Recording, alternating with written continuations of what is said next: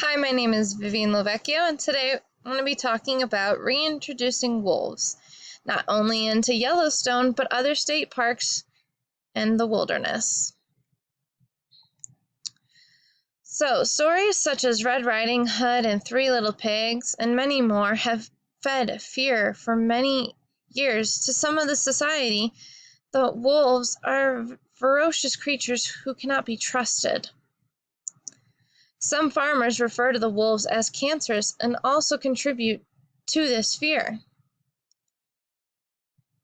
With this fear, it led the wolves to their unknowingly downfall in Yellowstone. In 1926, it was decided to permanently remove the wolves from Yellowstone.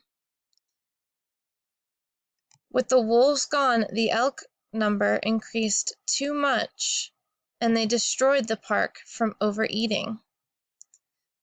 However, the other part of society, who had not feared wolves, decided it was time to bring the wolves back into Yellowstone.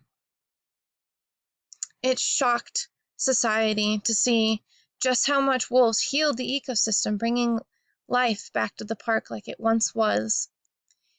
However, even with proof that wolves are beneficial, some still fear them.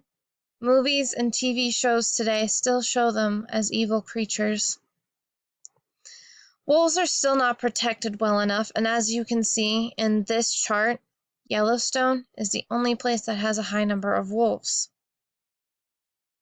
We need to be able to change the mind of other states who are not open to reintroduction of wolves, to change that into let's reintroduce them and let's watch the ecosystem heal like it healed in Yellowstone. These organizations are ones who are fighting to protect the wolves and be able to hopefully reintroduce more out in other states.